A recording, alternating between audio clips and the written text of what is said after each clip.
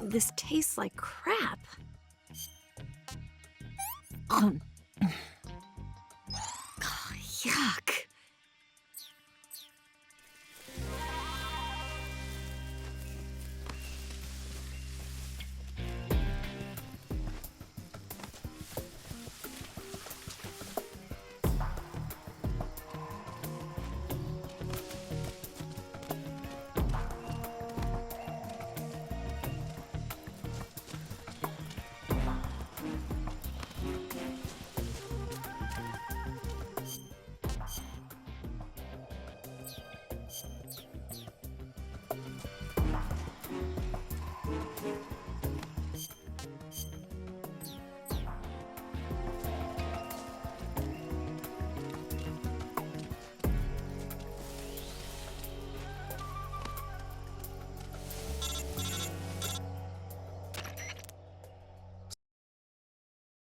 Snake, the lake is just over that cliff. Eva should be able to climb it if you help her. Keep her close to you.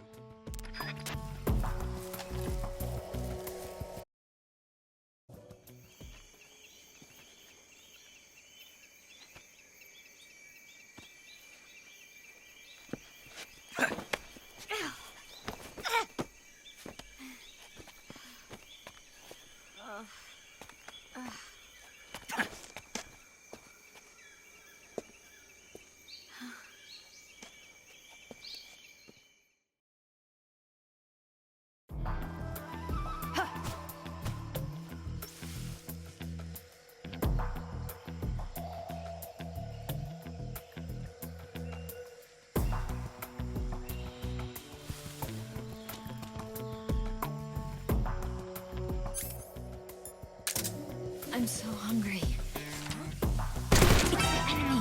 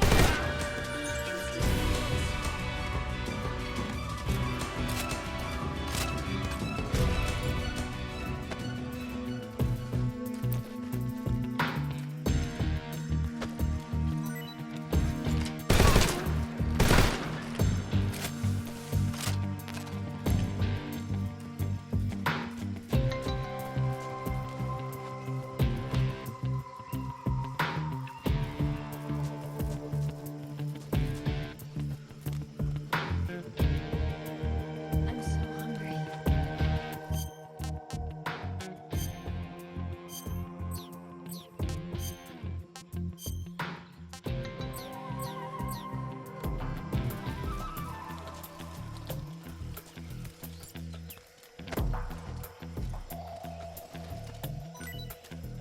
Food.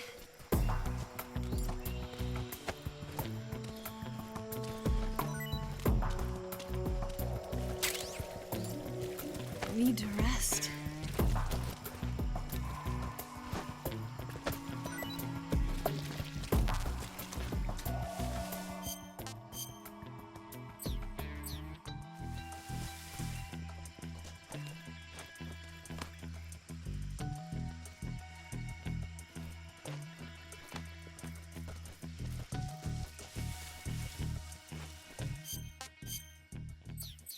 I'm so tired.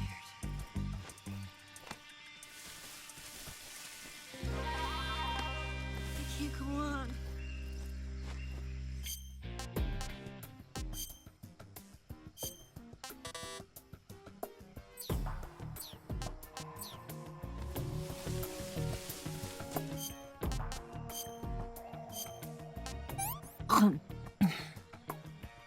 What did you give me? I'm gonna puke. Oh.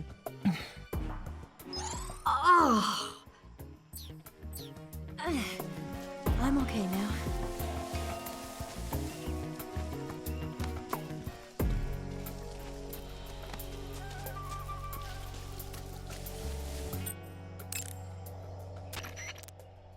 You going to... Good luck. Thanks.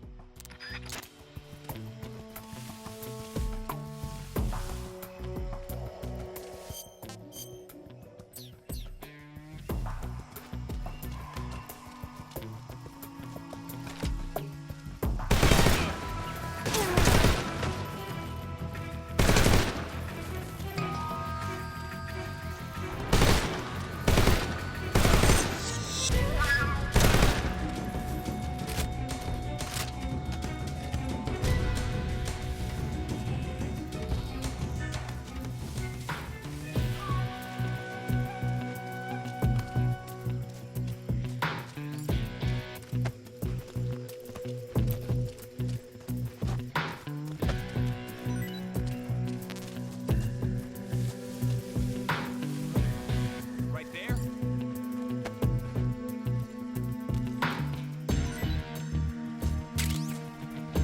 Watch out! I see him. Company.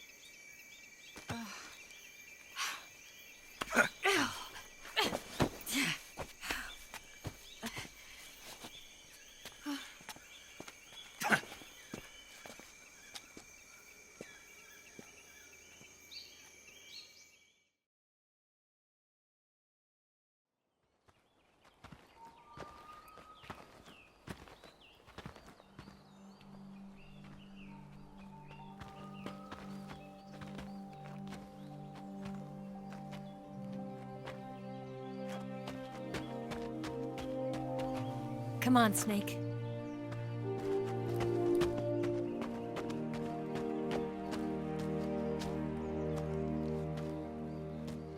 We made it. We made it. Over there.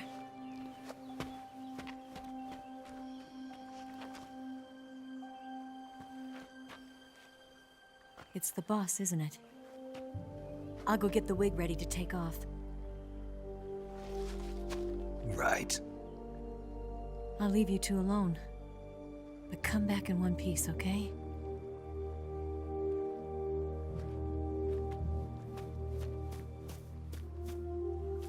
Promise me!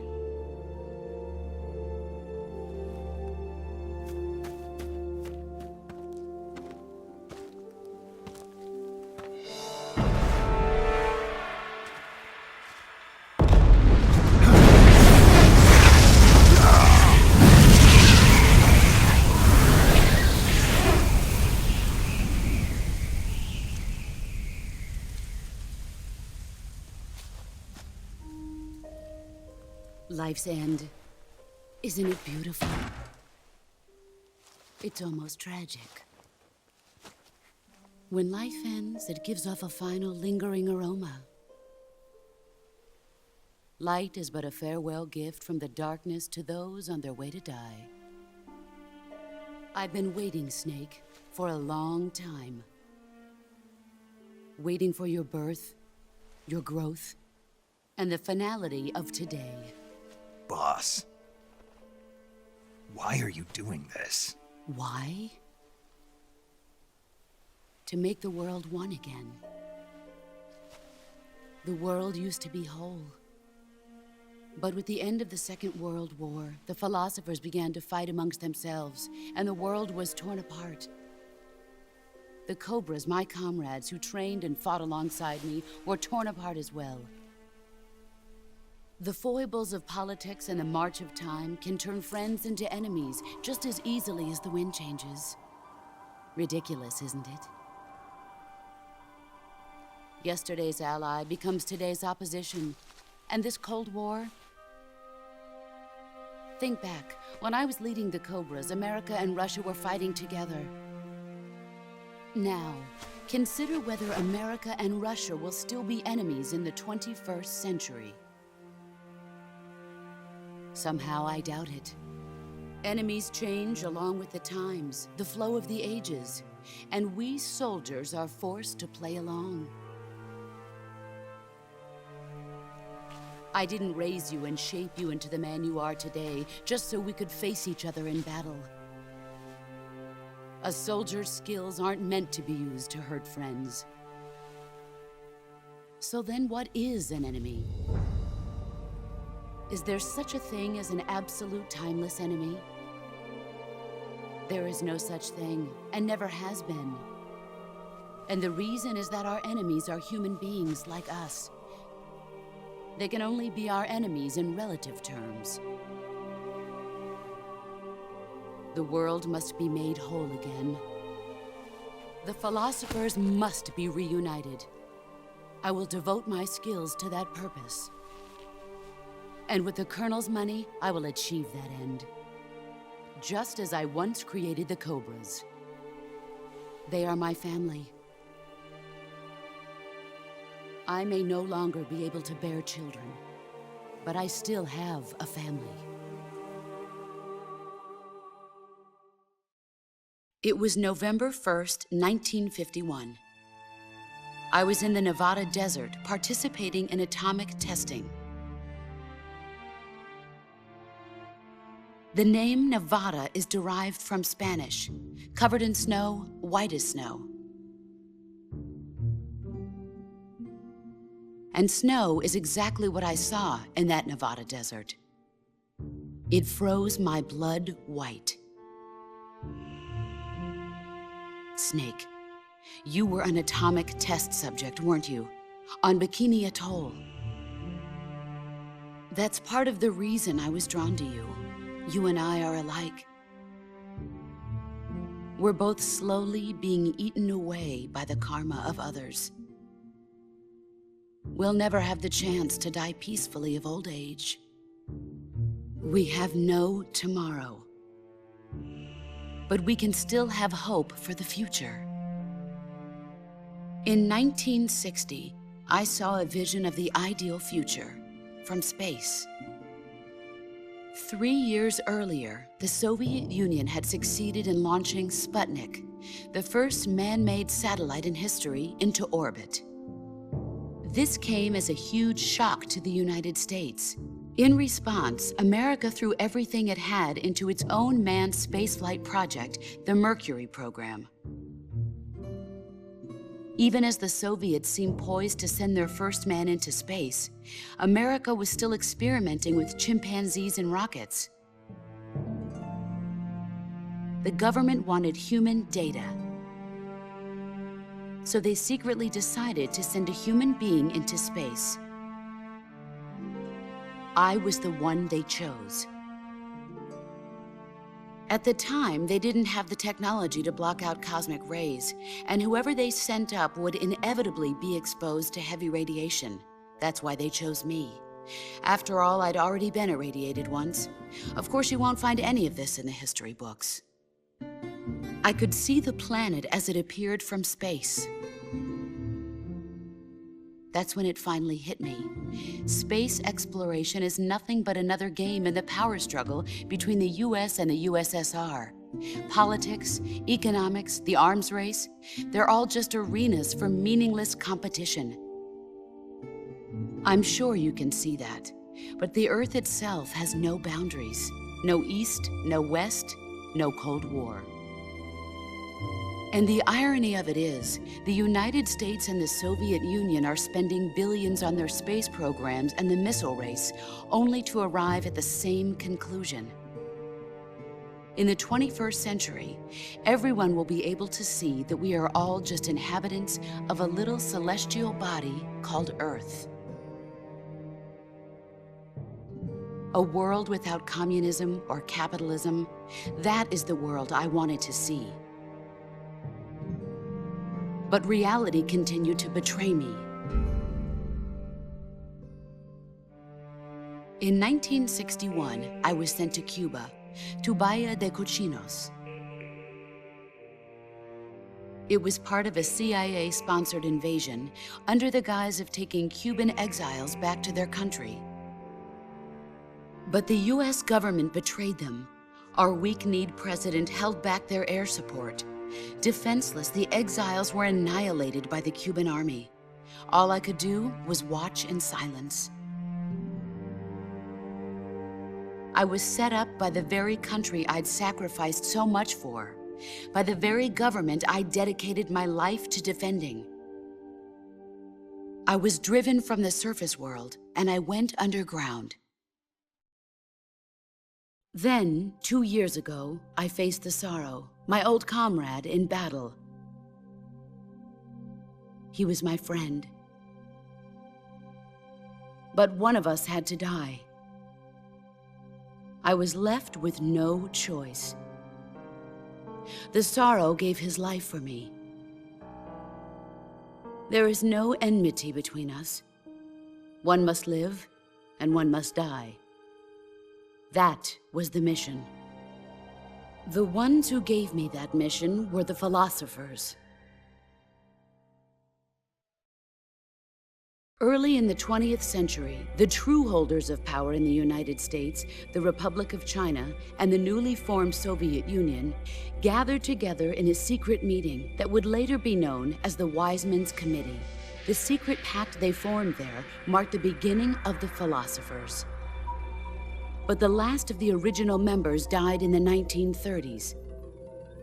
After that, the organization began to run out of control, and the Wise Men's Committee degenerated into a mere shell of its former self. The philosophers of today have no sense of good or evil. Their influence extends to countries and organizations involved in every aspect of every war. They have become war itself. That's how they operate.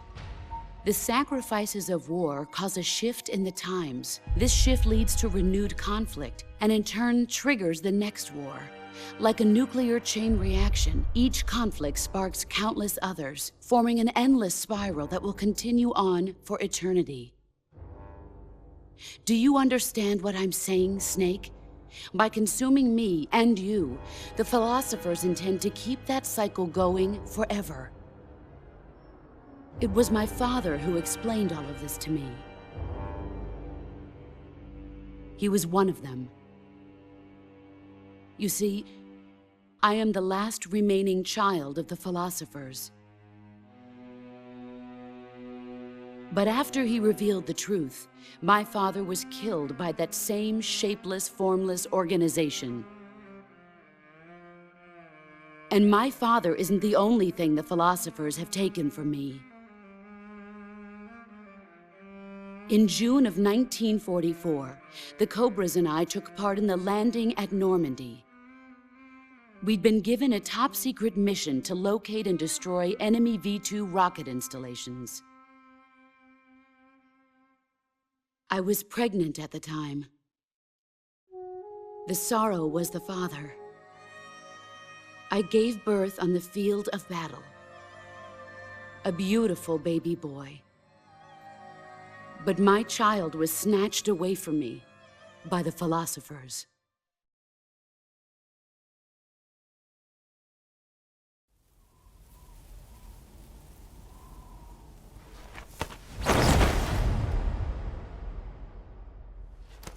Look at this scar. This is proof that I was once a mother. I gave up my body and my child for my country. There is nothing left inside me now. Nothing at all. No hatred, not even regret. And yet sometimes at night, I can still feel the pain creeping up inside me, slithering through my body like a snake.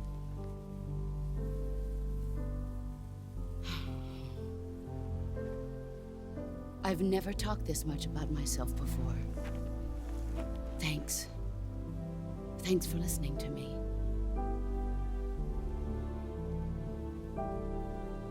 I feel content. Snake, Commence the operation. I raised you. I loved you. I've given you weapons, taught you techniques, endowed you with knowledge. There is nothing more for me to give you. All that's left for you to take is my life, by your own hand. One must die, and one must live. No victory, no defeat. The survivor will carry on the fight. It is our destiny. The one who survives will inherit the title of boss. And the one who inherits the title of boss will face an existence of endless battle. I'll give you 10 minutes. In 10 minutes, MiGs will come and bomb the hell out of this place. If you can beat me in less than 10 minutes, you'll be able to escape in time. Let's make this the greatest 10 minutes of our lives, Jack. Boss. You're a soldier. Finish your mission. Prove your loyalty. Face me.